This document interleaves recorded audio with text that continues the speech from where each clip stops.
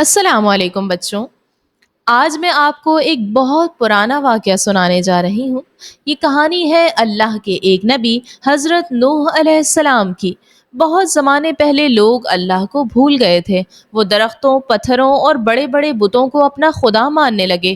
حضرت نوح علیہ السلام نے اپنی قوم کو بار بار سمجھایا، اے لوگو، یہ پتھر تمہیں کچھ نہیں دے سکتے، نہ کھانا، نہ بارش، نہ ہی زندگی۔ صرف ایک اللہ ہی سب کچھ کرنے والا ہے، اسی کی عبادت کرو۔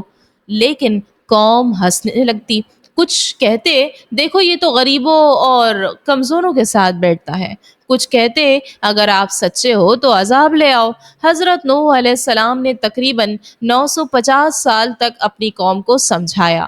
دن میں بھی سمجھاتے، رات کو بھی، چھپ کر بھی، کھلے عام بھی۔ لیکن تھوڑے سے لوگ ہی ایمان لائے، باقی لوگ ضد پر ضد کرتے گئے۔ آخر کار اللہ نے حضرت نوح علیہ السلام کو حکم دیا، اب ایک بڑی کشتی بنا لو۔ بچوں سوچیں ذرا، وہ کشتی کہاں بنی؟ نہ سمندر، نہ دریا، بلکہ خشک زمین پر۔ لوگ ہنس ہنس کر کہتے، واہ نوح، زمین پر کشتی بنا رہے ہو، کیا یہاں پانی آئے گا؟ حضرت نوح علیہ السلام نے جواب دیا، تم مذاق کرو، ایک دن تمہیں پتہ چل جائے گا۔ کشتی بہت بڑی تھی، لکڑیوں اور کیلوں سے بنائی گئی۔ جب وہ تیار ہو گئی تو اللہ کا حکم آیا، ہر جانور میں سے ایک جوڑا، نر اور مادہ اور ایمان والے لوگوں کو کشتی میں بٹھا لو۔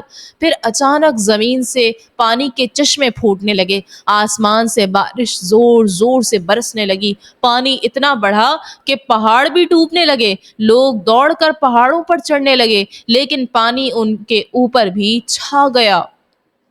کشتی حضرت نوح علیہ السلام اور ایمان والوں کو لے کر پانی پر تیرتی رہی۔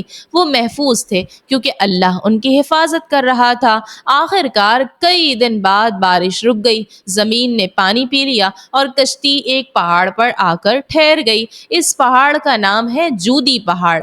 یوں سب کافر ہلاک ہو گئے اور حضرت نوح علیہ السلام اور ایمان والے بچ گئے۔